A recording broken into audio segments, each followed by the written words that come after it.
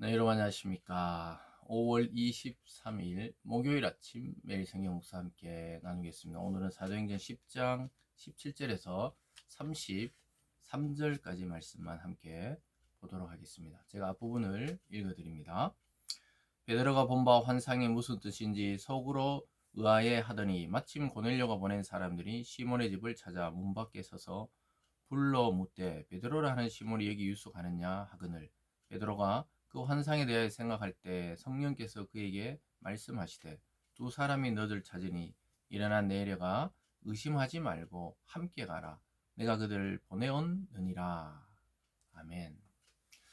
오늘 본문의 말씀을 통해서 의심하지 말고 성령의 지시를 따르라, 의심하지 말고 성령의 지시를 따르라 라는 제목으로 말씀을 증거하겠습니다. 베드로는 어제 환상을 보고 거절했습니다. 왜냐하면 자기가 유대 율법에서 먹지 않는 음식인데 하나님이 먹으라 해도 세 번이나 이야기해도 먹지를 않고 그냥 그 보자기가 다시 하늘로 올라갔어요. 이것은 아주 상징적인 것을 보여줍니다. 그 자기들이 터부시하고 또 만나지 말아야 할 대상 중에 하나가 유대인 외에 이방인들과 접촉하는 것이 금지되어 있었기 때문입니다. 그런데 오늘 고넬료라는 사람이 또 천사의 그 지시와 음성을 듣고 베드로에게 사람을 보냅니다. 그래서 이제 이 과정을 통해 하나님은 베드로의 고정관념 또 유대교에 갇혀 있는 그를 그리스도 안에 복음 안에서 어떻게 살아가야 되는지 가르쳐 줍니다.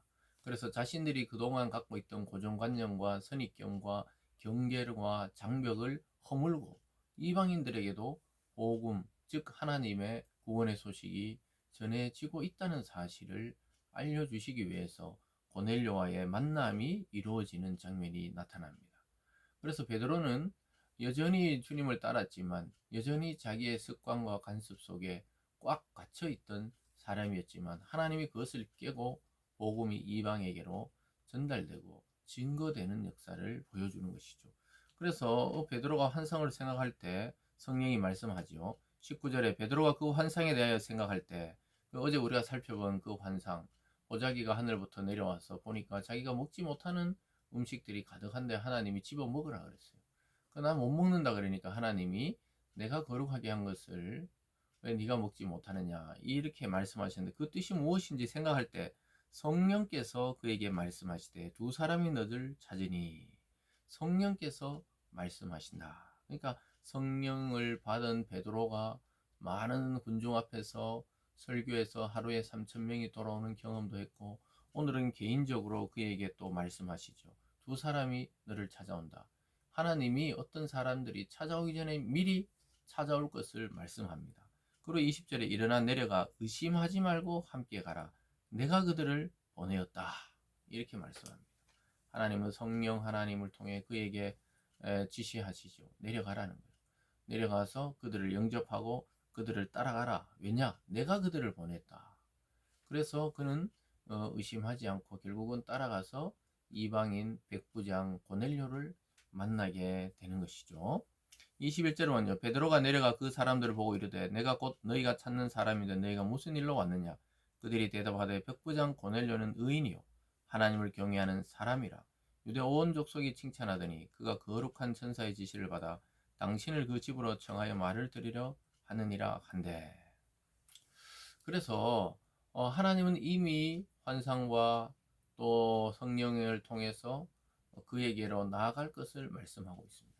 그래서 닫혀 있고 굳어 있던 베드로의 마음을 하나님이 서서히 여셔서 이방인에게로 복음이 전해지는 그런 역사를 보게 하시죠. 23절에 베드로가 불러들여 유숙하게 하니라 이튿날 일어나. 그러니까 하룻밤을 함께 고넬료의 그 하인들과 부하들과 함께 자고 그들과 함께 요바에로 어떻게 요바에서 온 형제들과 함께 가니라. 그래서 베드로 일행이 그들에게로 가게 됩니다. 아주 놀랍게도 하나님은 베드로를 설득하십니다. 강제적으로 또는 어떤 여러 가지 그런 신비한 기적으로만이 아니라 말씀을 통해 그를 하나하나 설득하고 결국은 확실히 그 마음을 열고 따라가도록 하는 것이죠. 그러면서 오늘 두 번째 보면요. 고넬료가 베드로가 오자마자 온 집이 그가 올 것을 대비하고 기다렸다가 그에게 나가 절을 하는 것을 보게 됩니다. 24절에요. 이튿날 가이사라에 들어가니 고넬료가 그의 친척과 가까운 친구들 모아 기다리더니 마침 베드로가 들어올 때 고넬료가 맞아 발 앞에 엎드려 절하니. 너무 하나님의 사람이 온다는 것을 너무 감격해서 모은 친척과 친구들까지 가득 모아놓고 이미 올 걸 확증하면서 기다리는 것을 보게 되죠. 그리고 보자마자 그에게 엎드려 절을 하는 것이죠. 마치 하나님을 본 것 같이 절을 합니다. 그러자 베드로가 급하게 그를 말려요. 26절에 베드로가 일으켜 이르되 일어서라 나도 사람이라 하고, 즉 우리도 똑같이 구원받아야 되는 거지 사람에게 경배할 필요가 없다고 그를 붙잡아 일으키는 장면을 보게 됩니다. 그래서 하나님께 돌아갈 영광이 자기에게 돌아오지 않도록 주의를 주고 있는 것이죠. 그래 일어나라고 이야기하면서 27절에 더불어 마라에 들어가 여러 사람이 모인 것을 보고 이르되 유대인으로서 이방인과 교제하여 가까이 하는 것이 위법인 줄 너희도 알거니와 하나님께서 내게 지시하사 아무도 속되다 하거나 깨끗하지 않다 하지 말라 하시기로 부름을 사양하지 아니하고 왔노라. 아주 놀랍게도 하나님이 전해주신 말씀 그대로 하는 것이죠. 유대인과 이방인을 서로 교제할 수 없지만 그것은 유대법에는 위법인 줄 너희도 알지 않냐. 그런데 하나님께서 지시했기 때문에 나는 여기 왔다. 그래서 하나님이 깨끗하다 한 사람들을 속되다 하지 말라고 했다는 것이죠. 그러면서 베드로가 왜 나를 청하였는지 묻게 되는 장면입니다. 여러분 여기서 이방인과 유대인의 벽이 허물어지고 있습니다.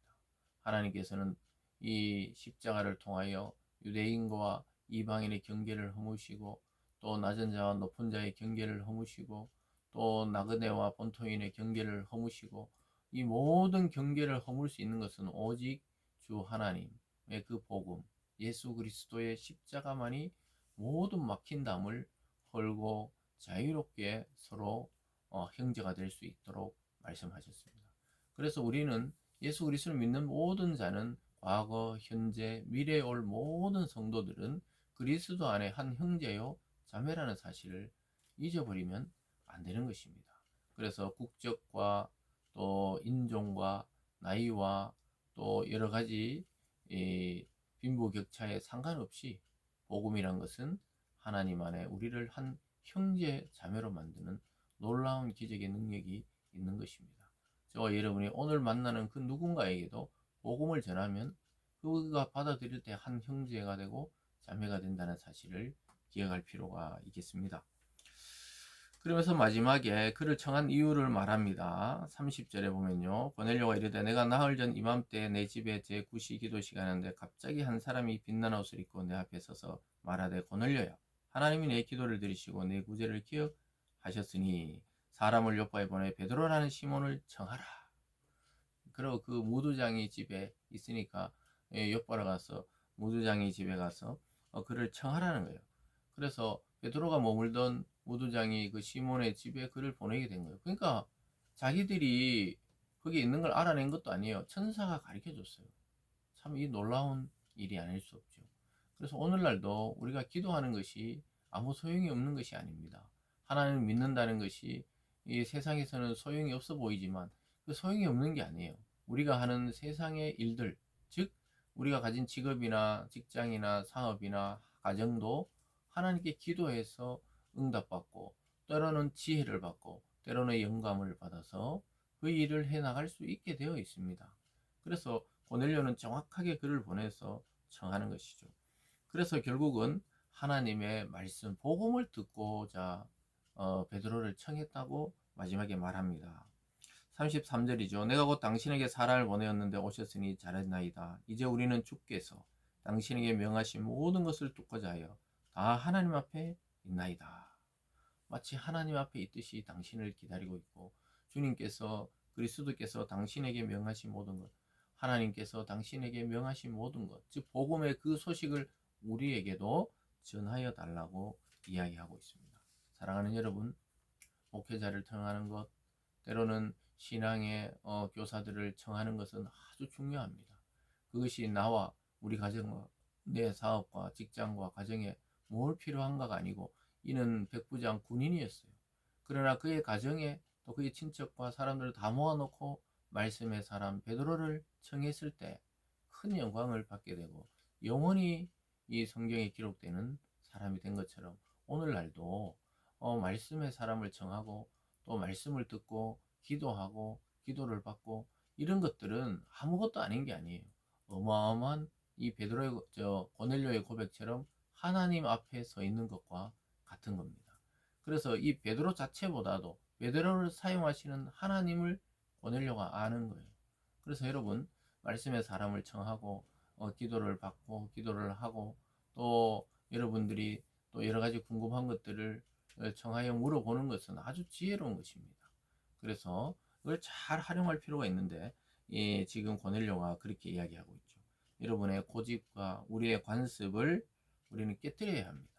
하나님의 뜻과 또 성령을 통해 우리를 인도하시는 그 삶을 따라가다 보면 구원의 역사를 일으키는 주인공이 다 될 것입니다.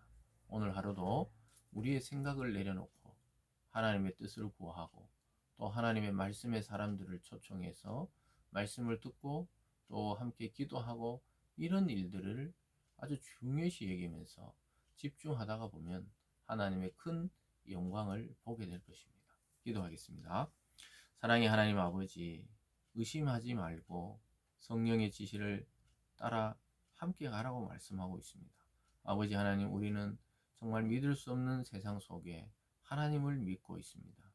사람에 대해서도 불신할 때가 많지만 하나님의 사람인지 말씀의 사람인지 잘 구별해서 하나님의 뜻을 구하는 우리들 되게 도와주시고 우리의 입술과 삶을 통해 하나님의 말씀이 증거되어서 우리가 만나는 사람들이 구원에 이르도록 인도하여 주시옵소서. 감사드리며 예수님 이름으로 기도드리옵나이다. 아멘.